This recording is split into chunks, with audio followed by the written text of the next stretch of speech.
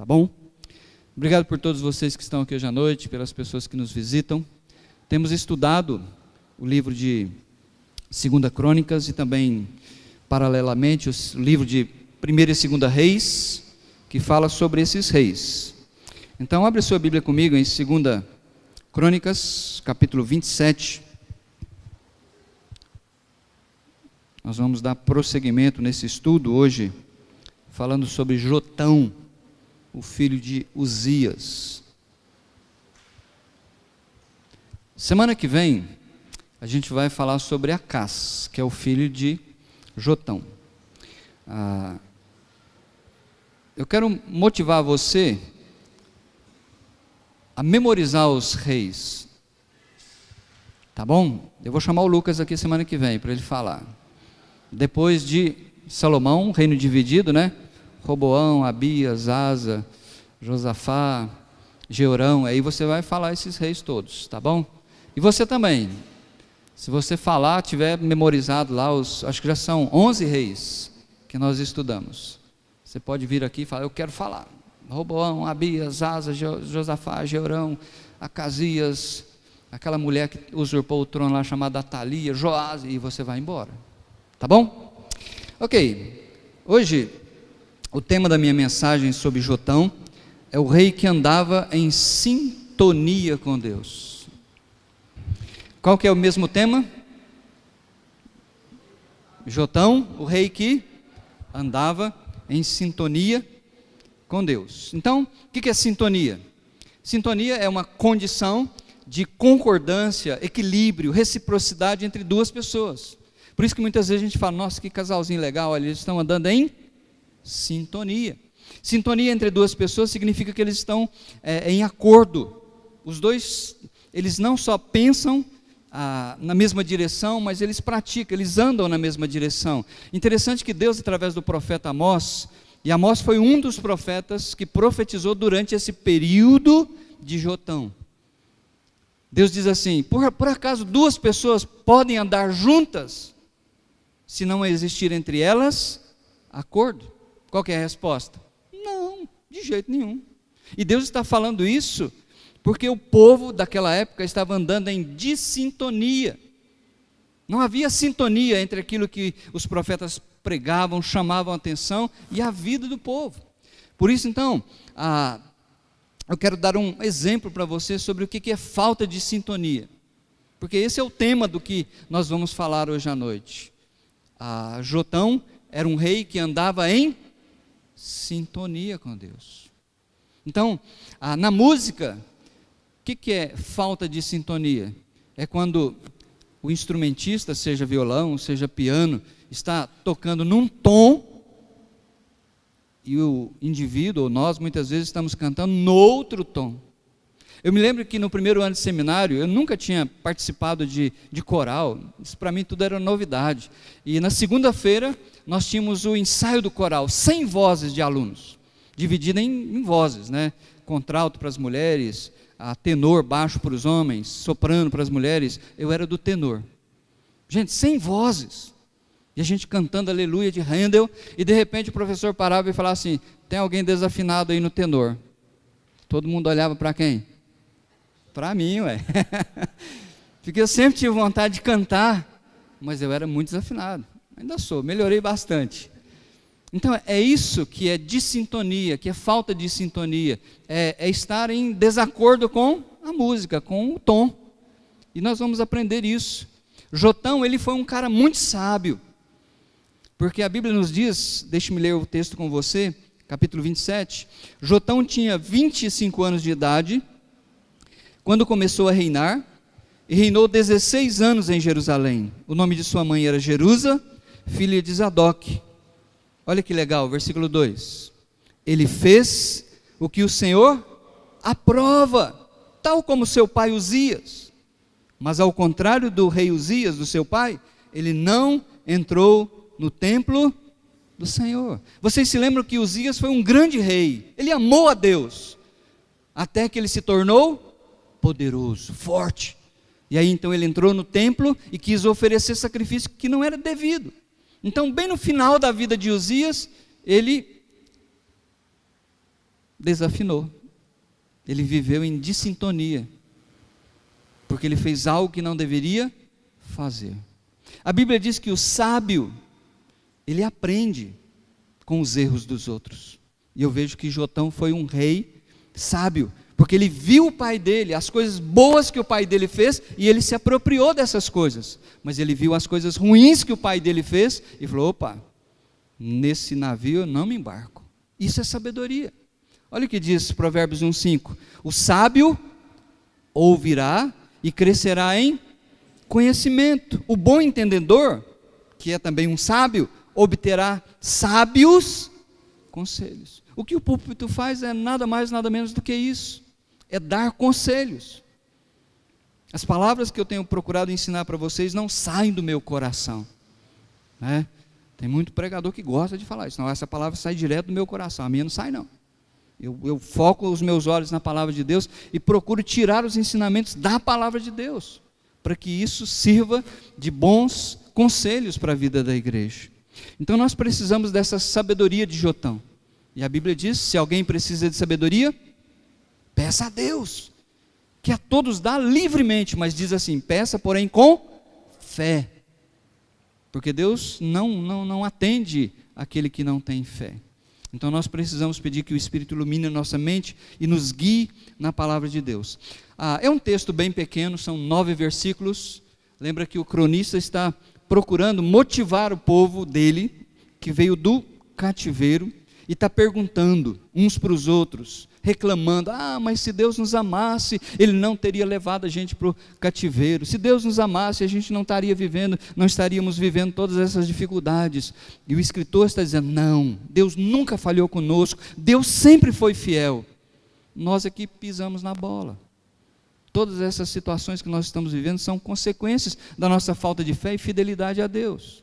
Então, nesse pequeno texto, o cronista vai mostrar 3 momentos bem rápidos para nós sobre esse rei Jotão.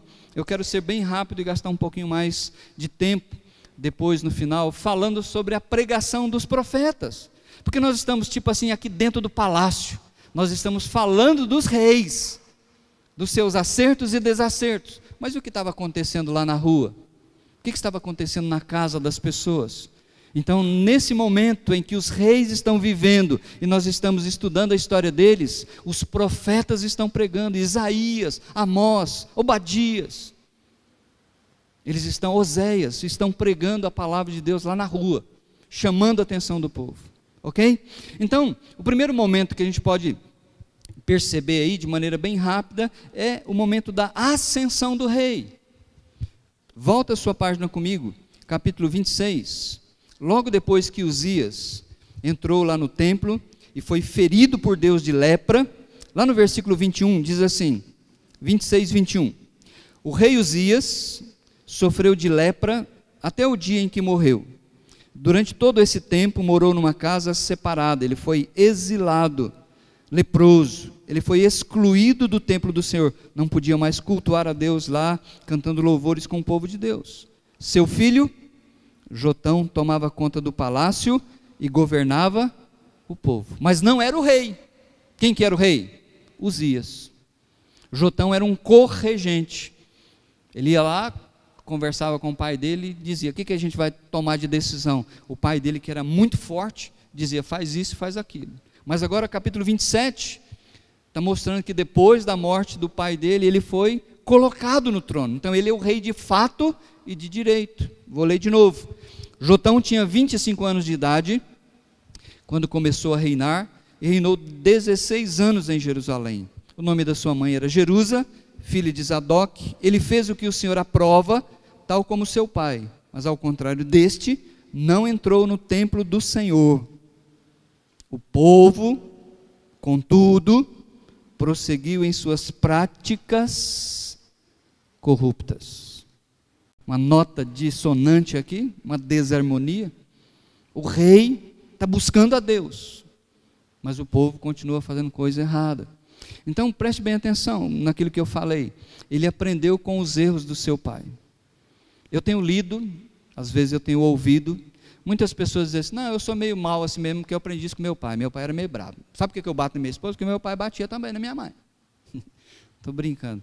Mas é isso que muitas pessoas fazem. Mas eu coloquei ali em vermelhinho para você, olha, não é porque o meu pai foi, que eu tenho que ser. Muito pelo contrário, eu posso olhar para a vida dos meus progenitores e dizer, olha, eu não quero viver como eles viveram.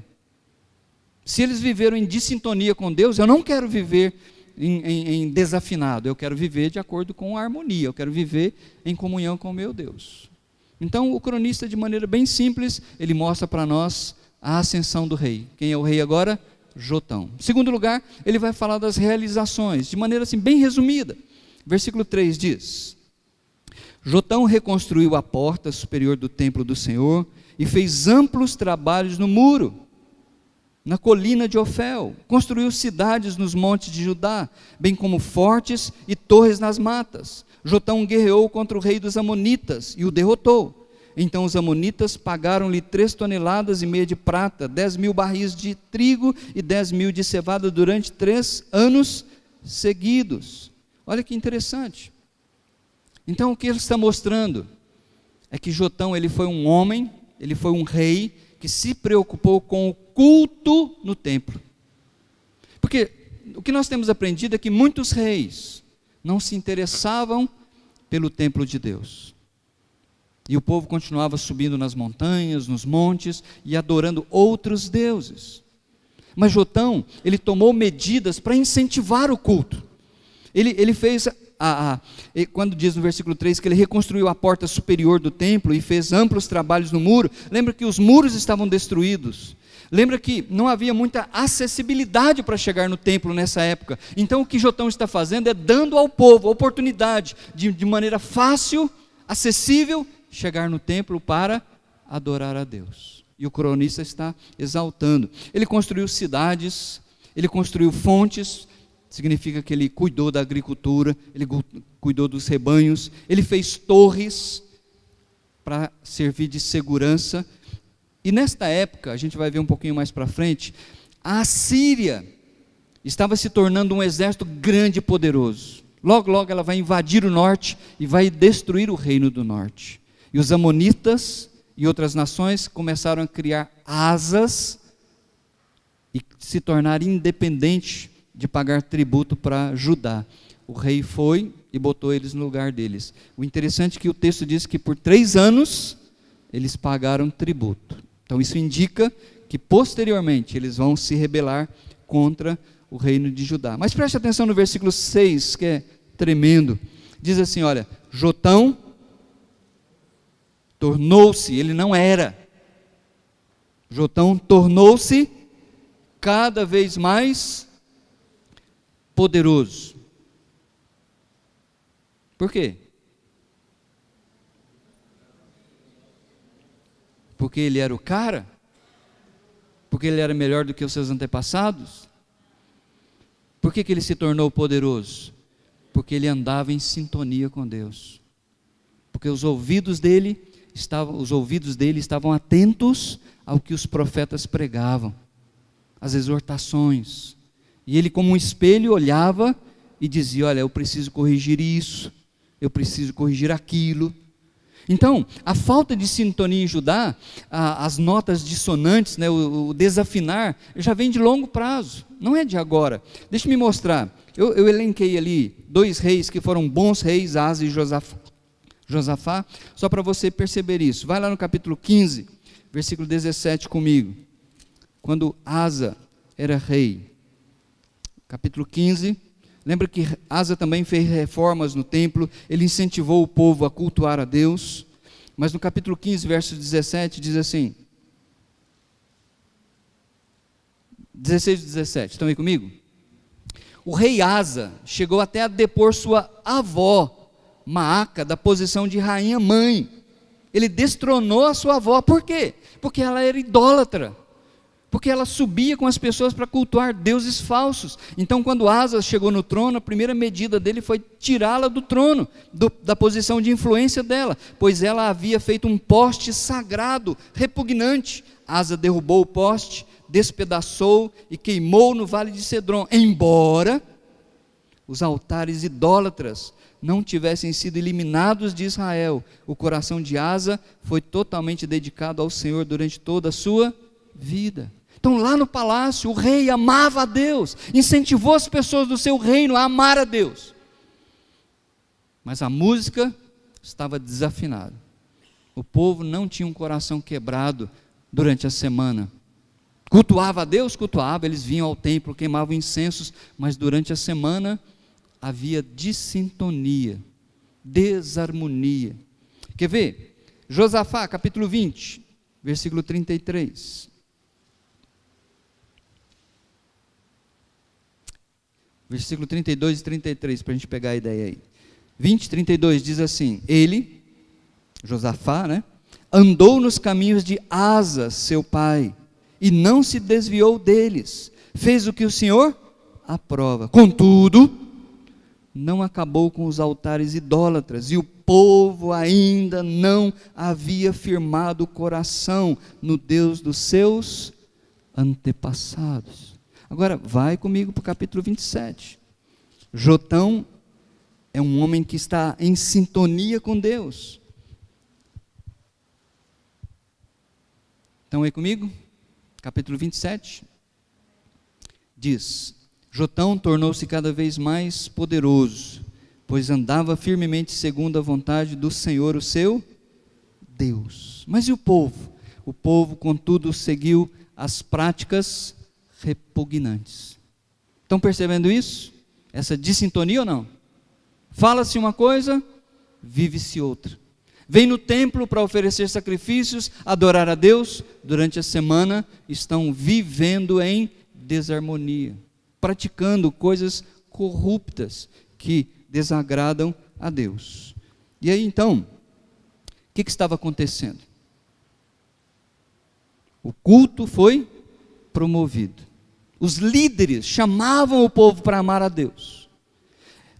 Jotão foi um dos reis que facilitou o povo chegar no templo. Quantos vieram hoje à noite de bicicleta adorar a Deus? Levanta a mão, por favor, quero ver quantos ciclistas vieram. Ninguém veio de bicicleta hoje? Quantos vieram a pé da sua casa? A pé? Vocês vieram a pé? Oh, que bom. Queridos, isso se chama prosperidade. Quando nós começamos nossa igreja, principalmente quando nós começamos a nossa escola, creche, o pessoal vinha empurrando filho de carrinho, bicicleta, velocípede. Vem aqui 7 horas para ver como é que o pessoal vem trazer os filhos hoje. Isso para mim é facilidade. Hoje nós temos tanta facilidade para vir a reunião da igreja, mas parece que tantas coisas nos puxam para trás, que nos impedem. São tantos compromissos. Às vezes a gente cansa tanto durante o dia fazendo coisas que chega à noite a gente não quer vir cultuar a Deus. Então, o culto ele foi promovido, mas havia essa falta de sintonia do povo entre cultuar a Deus no templo, e eles cultuavam, mas aquilo que eles viviam durante a semana era totalmente dissonante. Então, Jotão ele andava com Deus. O escritor quer fazer menção disso, que todo o poder, todas as vitórias, a vida dele foi próspera, porque ele andava em sintonia com o seu Deus. Vamos ler o versículo 26 de novo. Jotão tornou-se cada vez mais poderoso. A razão disso está aqui, pois andava firmemente segundo a vontade do Senhor, o seu Deus. E através dessa nota, o escritor quer incentivar a sua nação a andar em sintonia com Deus. E em terceiro lugar, ele dá um resumo rápido, versículos 7 a 9. Depois desses acontecimentos do reinado de Jotão, inclusive todas as suas guerras e as outras realizações, estão escritos nos registros históricos dos reis de Israel e de Judá. Tinha 25 anos de idade quando começou a reinar, e reinou 16 anos em Jerusalém. Jotão descansou com seus antepassados, e foi sepultado na cidade de Davi. Seu filho Acás foi o seu sucessor. Olha que interessante. O escritor está dizendo que não foi do coração dele que ele escreveu essas coisas. Ele pesquisou, ele foi na biblioteca do palácio, não só em Judá, mas lá em Samaria. Não é isso que ele está dizendo? Tudo que o rei fez, as suas guerras, as suas outras realizações, estão escritos nos registros históricos. O que nós estudamos é fundamentado na história. Tem muitas pessoas que dizem o seguinte, que a Bíblia é um livro cheio de erros. Essas escritas aqui, na verdade, não aconteceram. Mas o importante é a gente ler e tirar um ensinamento para nós, que fale ao nosso coração. Agora, como que você pode ler uma mentira e tirar algum ensinamento bom para você? É possível isso? Eu acho que não. Então, para mim, isso é muito importante. O escritor de crônicas de rei, ele quer fazer questão de frisar essa verdade para você. Tudo que eu estou ensinando para vocês não veio da minha cabeça, não foi uma elaboração, uma elucubração. Eu pesquisei, está escrito, vocês também podem fazê-lo mesmo. Segundo lugar, ele diz assim, e eu acho tremendo isso, que o rei viveu e descansou com seus antepassados. Olha que visão sobre a morte do crente. O crente, ele não morre, ou ele descansa, porque logo logo ele vai ser despertado. Quando a Bíblia usa a ideia de sono, não é que não existe mais nada, está dormindo o corpo, não existe mais nada. Quando a Bíblia fala de dormir, é porque ela diz que o crente tem a esperança de ser despertado. O que vai ser despertado? O corpo, que dorme lá no Bom Pastor, para Deus, no momento em que parte. Então, o escritor está dizendo que Jotão descansou, isso é muito legal. Terceiro, aí ele foi sepultado no lugar que era devido aos reis, na cidade de Davi. E ele termina mostrando a fidelidade de Deus. Lá atrás, Deus havia feito uma promessa para o rei Davi, que no trono de Davi sempre haveria um descendente para ocupar o seu trono, e Deus não tem deixado falhar a sua promessa, por mais que os reis tenham falhado, por mais que os reis tenham andado em dissintonia com Deus, Deus nunca deixou de cumprir a sua promessa. Por isso que cada vez que fala que um rei morreu, um descendente dele vai assentar-se no trono de Davi. Ok, estudamos a vida de Jotão. Agora eu quero refletir um pouquinho sobre isso. Eu quero refletir sobre o impacto espiritual da falta de sintonia entre fé e prática. Isso tem a ver comigo, isso tem a ver com você. Quando existe dissintonia, desarmonia, quando há falta de harmonia entre aquilo que eu creio e entre aquilo que eu aprendo e aquilo que eu vivo, é o que eu chamo de desafinar.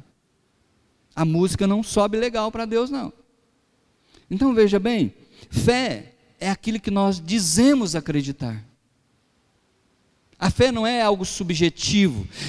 Eu tenho muita fé, eu tenho pouca fé. Não, fé é aquilo que eu creio, são os ensinamentos da palavra que eu fecho questão com relação a eles. E a prática é o resultado da minha fé, porque eu creio assim, então eu vivo desta maneira. Quando não há sintonia, eu coloquei essa figurinha para mostrar justamente isso. A guerra, a briga entre o que eu creio e o que eu pratico. E Deus é tão misericordioso que esse menininho branco aí para mim simboliza o profeta, simboliza o pastor.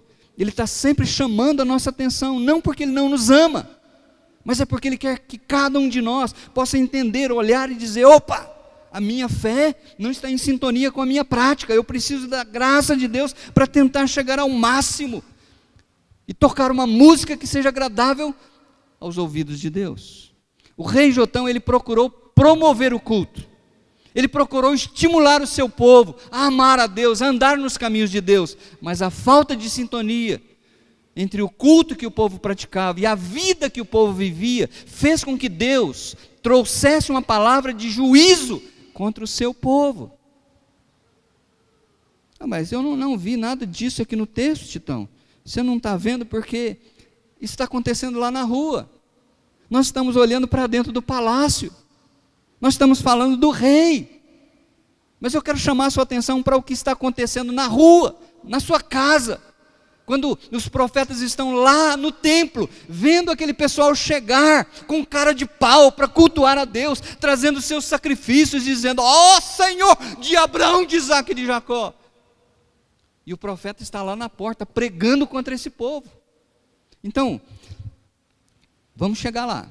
Deus está atento ao que acontece nas nações, na igreja, na família e na sua vida.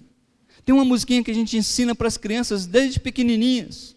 O que você faz, o que você diz, Deus tudo. Quem conhece essa musiquinha? Conhecem não? Cadê o Samuel? Pega o violão rapidinho aqui. Essa música é tremenda, a gente precisa ensinar para os filhos e para nós também, porque ela fala dessa verdade, que Deus está vendo o que nós fazemos, Deus está vendo o que nós falamos, Ele está sobre todas as coisas. Bem rapidinho. Você faz... deixa eu pegar aqui o tom, está vendo? Está desafinado. Vamos lá. O que você faz, o que você diz, Deus tudo escuta e tudo vê, vê, vê. Sim, Deus tudo vê, escuta o Senhor, tudo que faz ou diz você. De novo. O que você faz, o que você diz, Deus tudo escuta e tudo vê, vê, vê. Sim, Deus tudo vê, escuta o Senhor, tudo que faz ou diz você. Mas será que até aquilo que eu faço lá em casa no meu computador de noite, madrugada, meu pai está dormindo, minha mãe também, só eu aqui? É ignorância nossa achar que podemos nos esconder de Deus. O salmista ele diz que se ele fugisse, Deus estaria lá. Se ele tentasse se esconder nas trevas, Deus estaria lá também. Oséias foi um dos profetas que esteve pregando na rua. Olha comigo. Palavra do Senhor que veio a Oséias, filho de Beri, no período dos reinados de quem? Jotão, Acás, Ezequias, reis de Judá, no sul, e de Jeroboão, filho de Joás, rei no norte. O ministério de Oséias foi mais focalizado no norte. Mas olha Isaías, vamos comigo? Visão que Isaías, filho de Amós, teve a respeito de quem? Judá, Jerusalém. Durante os reinados de Uzias, Jotão, Acás, Ezequias. Então, enquanto os reis estão reinando lá em Brasília, no Palácio do Planalto, enquanto há Senado, enquanto há Câmara dos Deputados, os profetas estão chamando o povo de Deus para ouvir a palavra de Deus. Então, vai comigo agora rapidinho para o livro de Isaías, capítulo 1. Deixe-me mostrar isso na prática para você. Isaías, capítulo 1.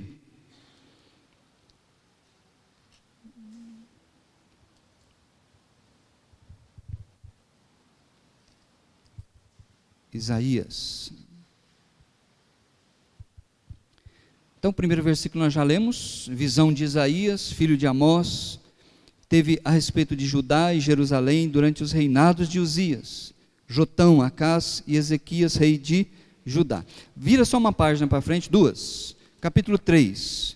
Deixe-me mostrar 2 versículos para você entender o contexto, o que está acontecendo.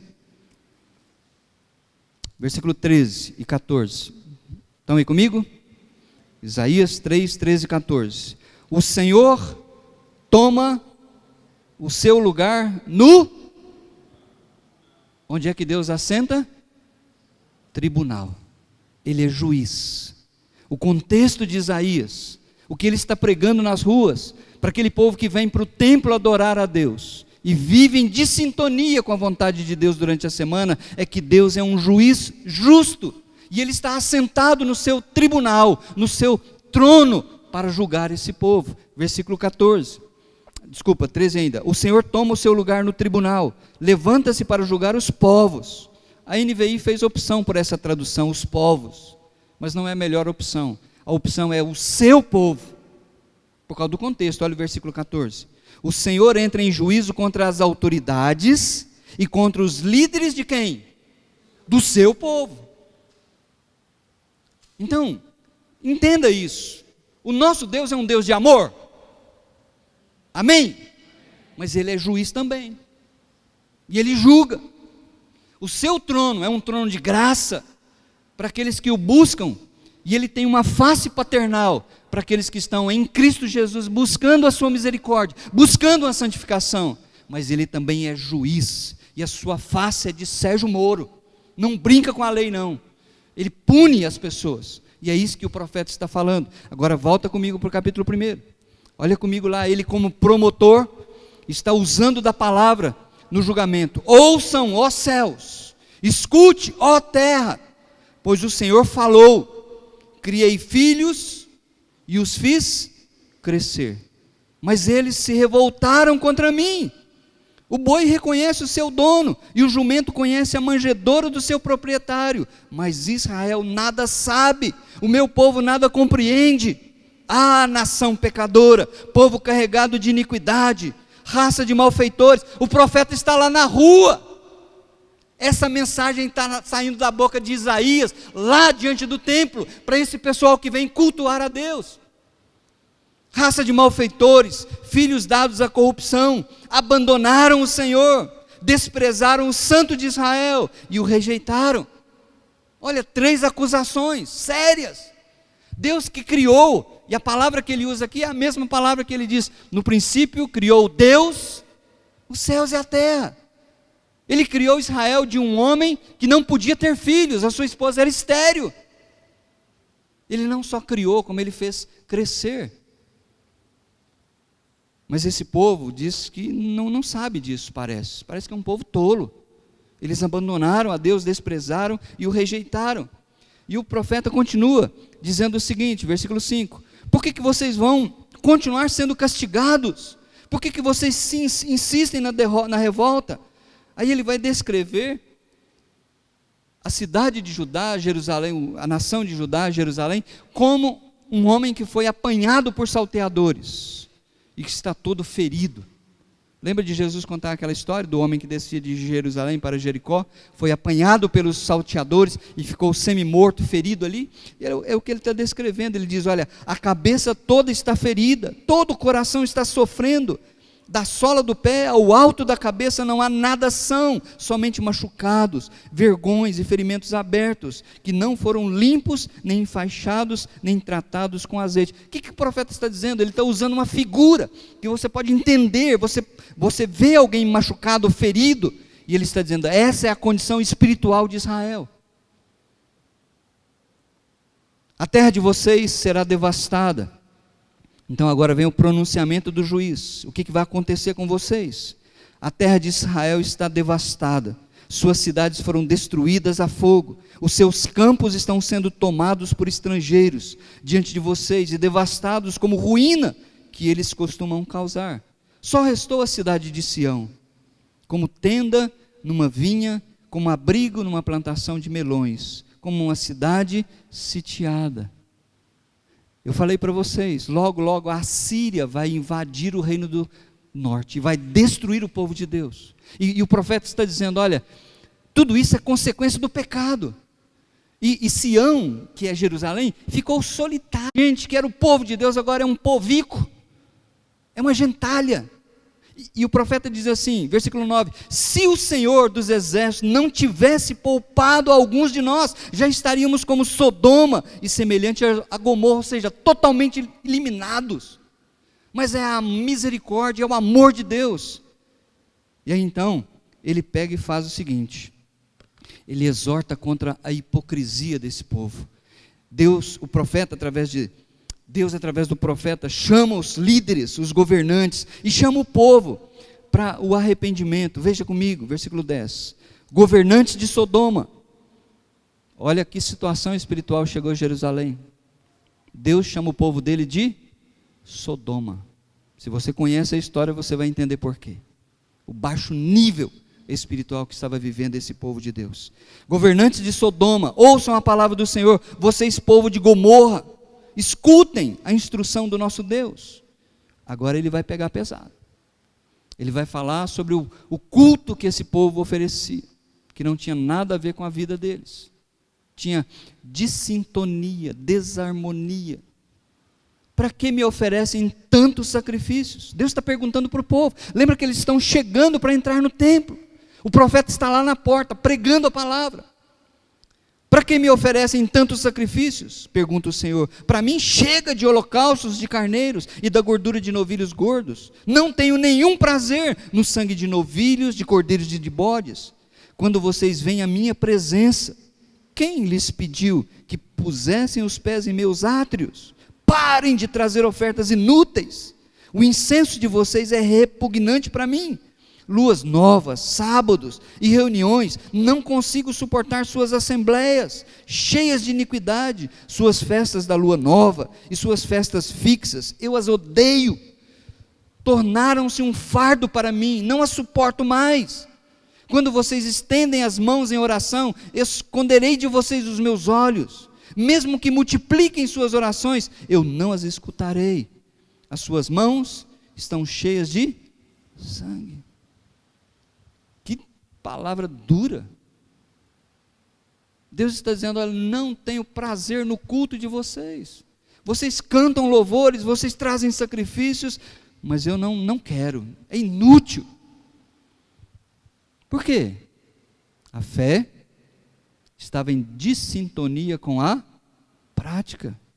Deus está dizendo que a mão deles estava cheia de sangue, injustiças estavam acontecendo, e Deus está dizendo, não aceito. Mas o nosso Deus, e glória a Deus por isso, Ele é um Deus que nunca nos trata como nós merecemos, Ele sempre está dando oportunidades. Deus está sempre vindo atrás de nós e dizendo, ei, mais uma chance, ei, mas vai chegar uma hora, que esse Deus cheio de misericórdia e amor, Ele vai chamar esses pecadores, esses desafinados, não mais como um pai, mas como juiz. Então no versículo 16, Ele faz um convite para uma santificação.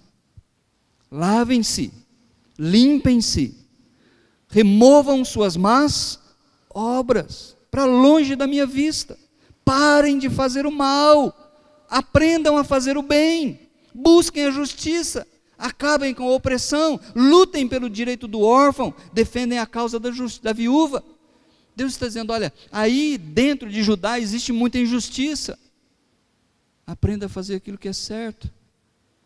O que Deus está dizendo é, olhe no espelho hoje à noite, olhe para a sua vida, quais são as áreas da sua vida que precisam ser lavadas, limpadas, o que você precisa falar, Deus me ajuda a aprender a fazer o que é certo, mesmo que isso me moa por dentro, mesmo que isso doa, mesmo que isso me mate, porque Jesus falou isso, se alguém quer vir após mim, negue-se a si mesmo, tome a sua cruz. Olha que Deus fala, como um pai amoroso, venham, que convite maravilhoso para um povo pecador, que Ele acabou de dizer, eu não quero nem olhar para o culto de vocês, eu não quero nem ouvir as orações de vocês, mas Ele está dizendo, olha, venham, vamos refletir juntos, vamos conversar, diz o Senhor. Olha que promessa maravilhosa, embora os seus pecados sejam vermelhos como escarlate. Escarlate é uma cor berrante, é uma cor, cheguei, neon. Deus está dizendo, mesmo que o pecado de vocês seja notório, seja escandaloso, qual é a promessa? Eles se tornarão brancos como a neve. E Ele repete essa promessa, embora seus pecados sejam rubros, como púrpura, que todo mundo está vendo, como a lã, se tornarão.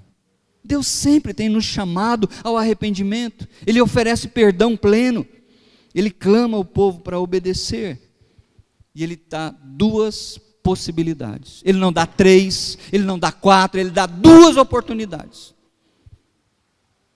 Ele diz assim para o povo dele, se vocês estiverem dispostos a obedecer, o que vai acontecer com vocês? comerão os melhores frutos dessa terra. Essa terra vai produzir, essa terra vai abençoar vocês, essa terra vai fazer vocês prosperarem como nação. Todas as outras nações vão servir. Eu quero ser crente como os judeus.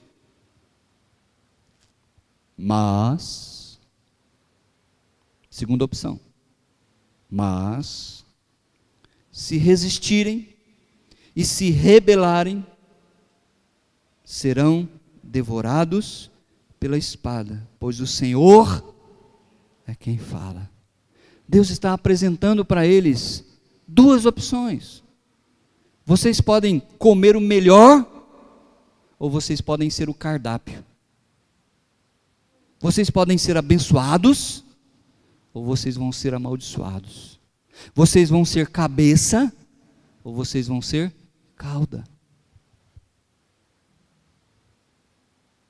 Meus queridos, Deus está atento ao que acontece nas nações. Lá no Palácio do Planalto, Ele sabe tudo o que acontece. O rei está nas mãos do nosso Deus. Ele sabe o que acontece na igreja, Ele sabe o que acontece na sua família, Ele sabe o que acontece na sua vida, na minha vida, na nossa vida. Por isso eu quero terminar com um exemplo bem prático, de que Deus sabe tudo e que Ele tem dado oportunidades para a gente, enquanto é tempo, de voltar para Ele. O último texto que eu quero que você leia comigo, Tito, fica logo depois de Timóteo, lá no Novo Testamento, 1 Timóteo, 2 Timóteo, Tito. Se você tem uma Bíblia como a minha, é um pouquinho antes de Hebreus, Filemão, você vai chegar lá na página 1490, Tito, capítulo 1. Página 1490 e é a página 1491, do ladinho aí.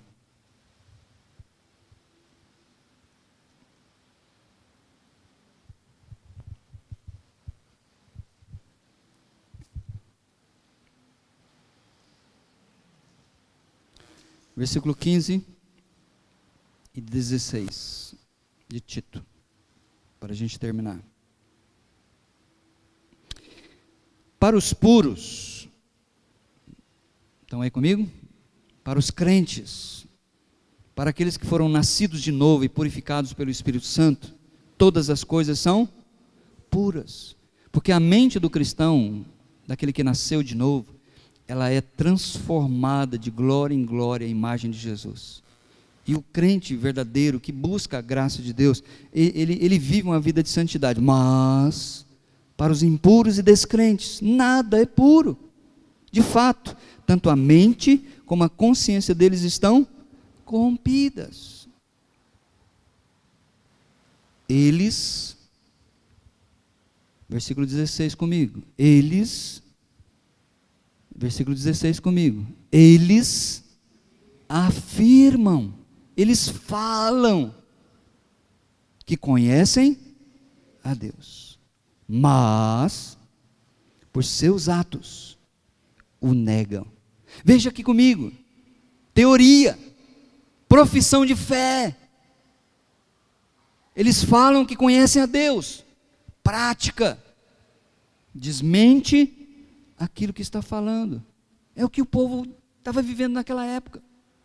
O rei Jotão propiciou todos os meios para o povo amar a Deus, mas durante a semana o povo continuava fazendo coisas corruptas, coisas que desagradavam a Deus. Esse povo afirma que conhece a Deus, mas por seus atos o negam. Qual é a sentença do juiz? São detestáveis, são desobedientes, são desqualificados para qualquer boa obra. Deus é bom, eu creio nisso. Deus é misericordioso, Deus é paciente. Aproveite isso. Hoje à noite, vasculhe seu coração, veja se é a sua fé que você fala ter, ou se você ainda não tem fé, busca a Deus para ter, para que você possa viver em sintonia com a sua profissão de fé. Não é perfeição, mas é buscar a Deus, e buscar a Deus para lavar a sua vida, para limpar a sua vida, e para continuar uma vida de santificação, que dia a dia honra e glorifica a Deus. A Bíblia chama a gente para examinar a gente, para ver se nós estamos realmente na fé. E é isso que eu desejo para vocês hoje à noite. Abaixa a sua cabeça por alguns instantes. Fecha seus olhos. Escuta aquilo que Deus falou para o seu povo naquela época. Lavem-se, limpem-se, removam suas más obras. Venham, vamos conversar, vamos refletir. Se os seus pecados são grandes e vermelhos e rubros, eles podem se tornar brancos. Alvo mais que a neve, é o que nós cantamos. Sim, no sangue de Jesus há poder, e nesse sangue nós podemos nos tornar mais alvos que a neve.